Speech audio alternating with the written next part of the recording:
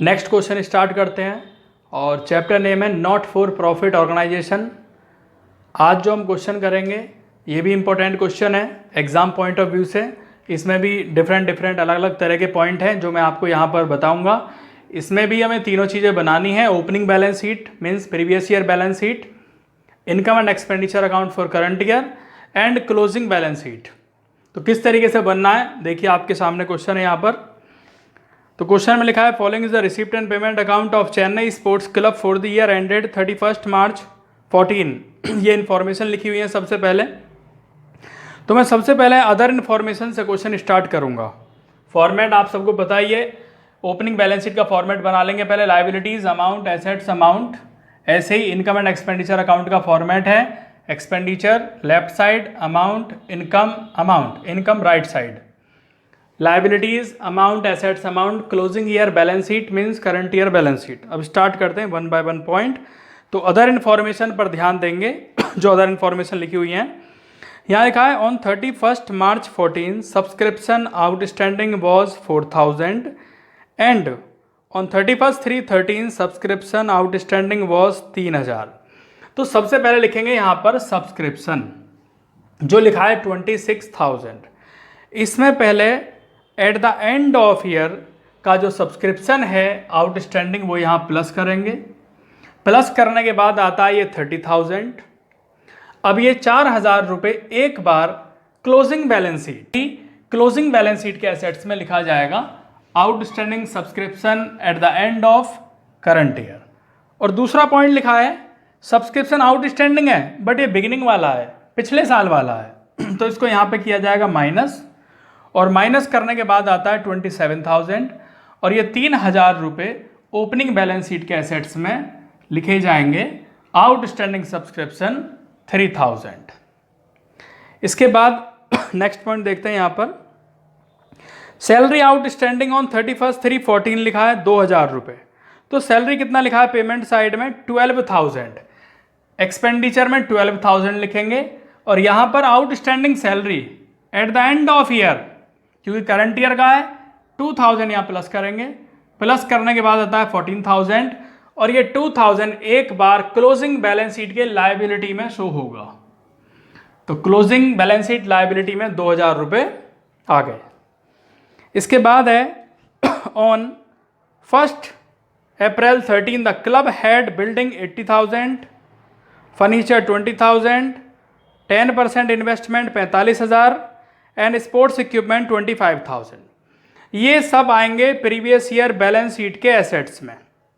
जैसे कि बिल्डिंग लिखा है 80,000 का था, furniture 20,000, 10% investment 45,000 and sports equipment 25,000।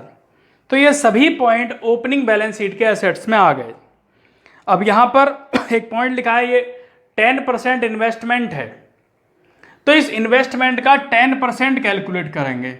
10% जो आएगा वो आएगा इंटरेस्ट ऑन इन्वेस्टमेंट 4,500, उसको लिखेंगे यहाँ पर इनकम साइड में by accrued interest on investment means जो इंटरेस्ट हमें अभी मिलना है जो ड्यू हो चुका है बट नॉट रिसीव। तो एक बार यहाँ पे लिखेंगे और एक बार यही interest on investment balance sheet के एसेट्स में लिखा जाएगा एक्रूड इंटरेस्ट 4,500, 4,500 रुपये। इसके बाद है depreciation charge on these item including 10%। जो डेप्रीसिएशन है इन एसेट्स पर वो 10% है, तो अभी करेंगे इसे।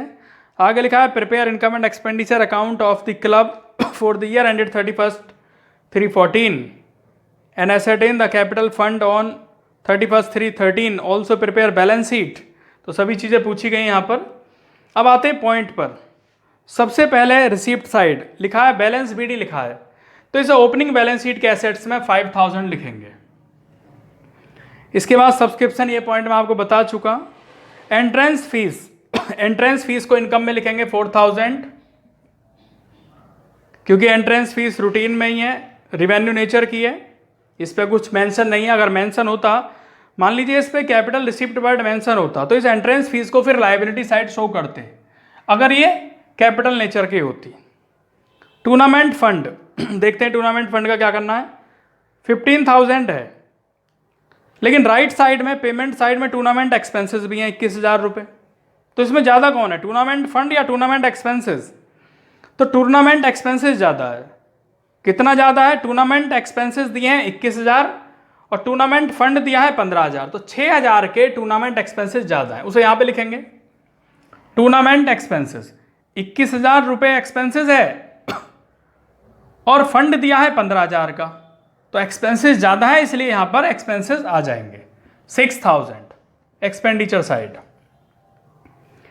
इसके बाद है सेल ऑफ ओल्ड न्यूज़पेपर, इसको इनकम में लिखेंगे, न्यूज़पेपर सेल हुए तो सेल ऑफ ओल्ड न्यूज़पेपर 2,000 यहाँ पे आ जाएगा।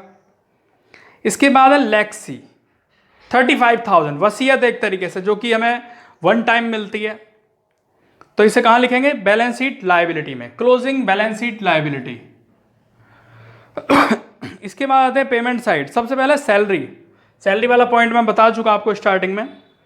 नेक्स्ट है फर्नीचर, फर्नीचर यहाँ 10,000 है। पहले फर्नीचर कितना था? 20,000 का, 10,000 का ये हो गया, तो कितने का फर्नीचर हो गया? 30,000 का फर्नीचर हो गया।